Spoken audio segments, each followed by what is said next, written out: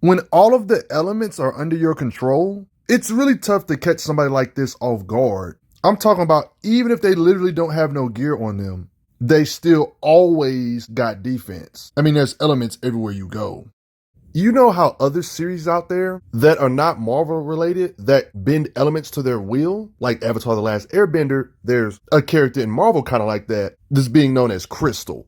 She's a part of the Inhumans. The forces of nature herself bend to the power of this incredibly lovely woman. She can exert a strange influence over fire, water, and air. I'm talking blasting with wind, making her own tornado, precise control over the air they're in, like cleaning the air. She's haxy. She can remove the air from your lungs to beat you via hacks. Use this air manipulation to fly. She can administer micro shockwaves to keep your heart beating. Can make you choke on smoke. She can surround herself in air to make her be able to go underwater with no problem, making a sheath of compressed air. She made a bubble or barrier of air so her and her family can travel through space. And if you're wondering about her durability, you just punch her body. Her body's not that durable. So yeah, she has ways to kind of buff up her own defense, give herself extra durability via air manipulation. She can do some force field stuff by making a bubble of concentrated air to shield from explosions to increase her durability in others. Can make her own wall of fire because she states she can control the molecules in her own body. She can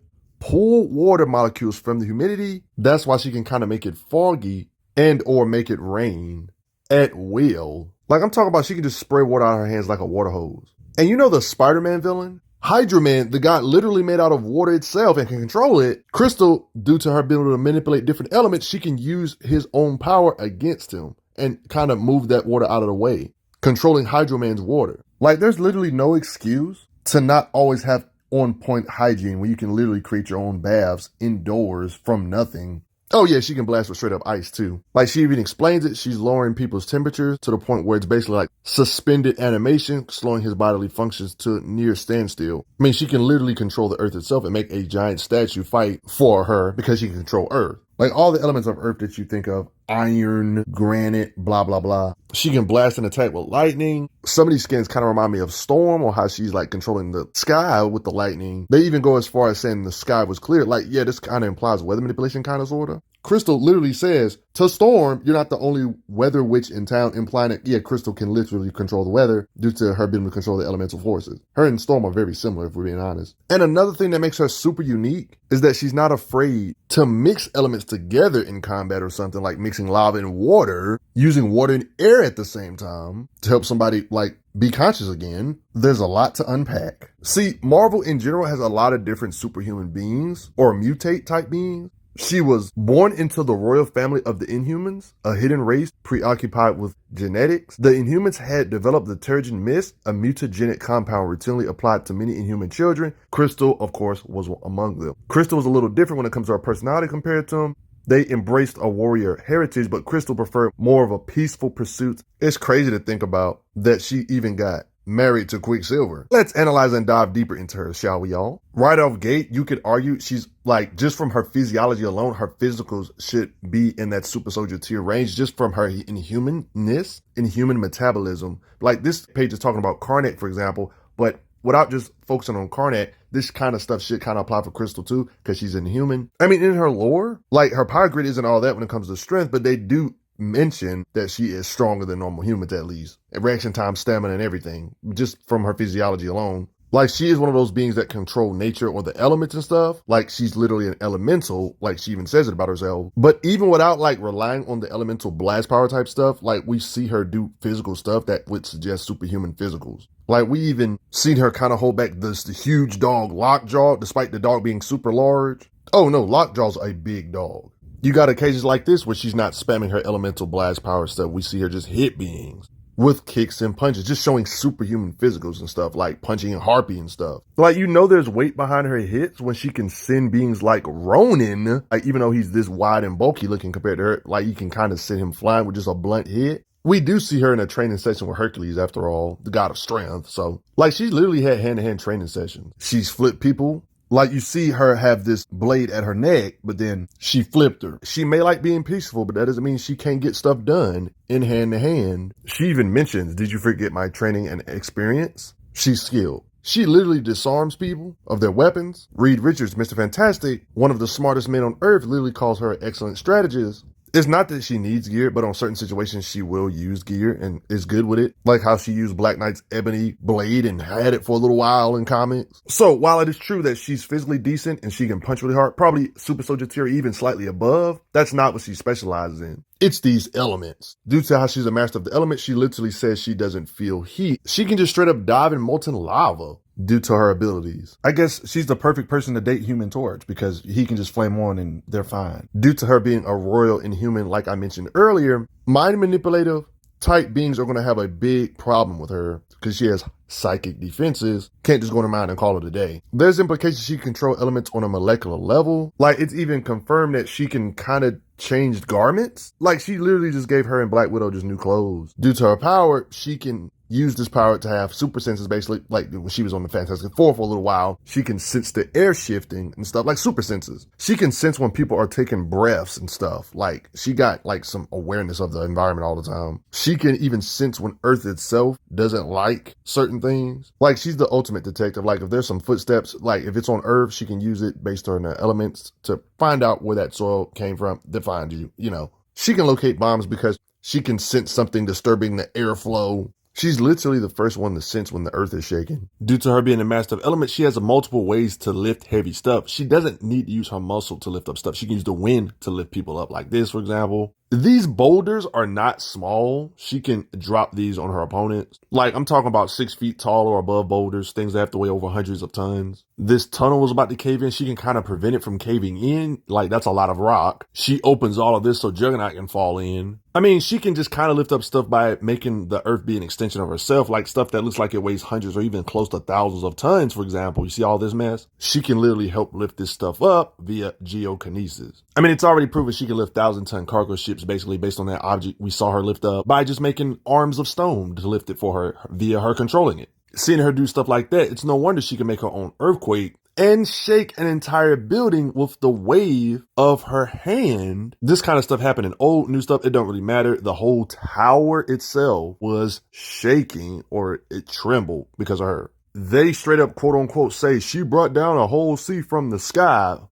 She moved all these clouds. She created a storm so big that it was wider than a whole bunch of buildings. She can split open a decent chunk in Antarctica. Like all this Terrigen mist we see her blast away along with others helping. The city of Amaquelin is pretty big. There's different comics, different art styles depicted in this place. It's definitely like over millions of tons, easily. Even one could say bigger than mountains, even billions of tons. Like it's big. And this is a place that houses a lot of Inhumans that live here. But what if I told you that Crystal can actually lift an entire city because of her geokinesis? This alone would literally prove she has the kind of raw power to lift millions or billions of tons, aka the power to move mountains, literally. There's no wonder that huge ray guns this huge, she has no problem blasting this kind of stuff away. I mean, it's even stated she can generate winds several times hurricane strength, which is air pressure, slicing up planes, army of robots, easily ripping metal doors like telekinesis-like stuff, all these ice beings getting splatted, concrete. Yeah, she can just accelerate her flame to burn a house-sized creature.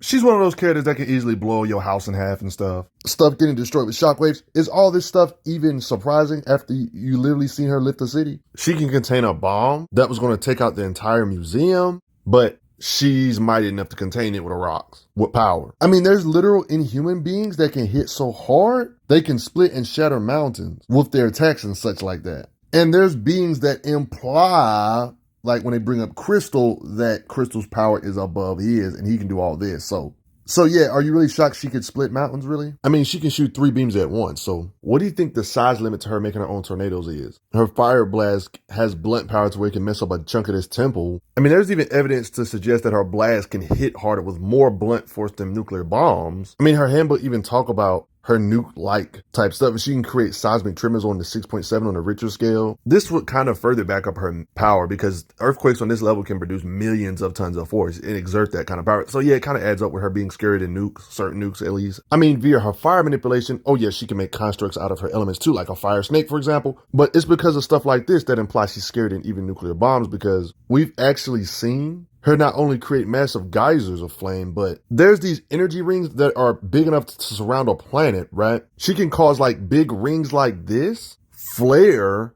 despite the massive size of them. Yep, see, they say she made it flare, erupt. See, here's the thing in Marvel, planet busting is nothing new. There's some evidence that she could be like a planet buster like the rest of our favorite powerhouses, because she even mentions how she believes that under the right situation, she can affect the real sun. In this particular situation, there wasn't like the real sun, but she's implying if there was a real sun nearby, she could use it or manipulate it, affect it. Stars or suns in general are astronomically larger than Earth. You see what I mean? If you can manipulate big things like this, even if you was to manipulate a small chunk of it, a small chunk of this would still be bigger than this. It's stuff like this that imply, like the rest of the powerhouses, she could be a planet buster too, if she's telling the truth. I mean, matter of fact, when it comes to her blast, they're described as sun-hot meteors on demand. It would be a little weird if she couldn't shatter moon-sized structures. You know what I mean? Like, yeah, she could cause some troubles. Like, she did this to the Avengers. Like, she made a maelstrom and just kind of had all of them in array. They kind of had all of these people, like, shook. Stuff like this kind of confirms that she has to be a heavy hitter when it comes to blast power. Obviously, she's not a muscle-type character like the Hulk or nothing, but when it comes to beings like Storm,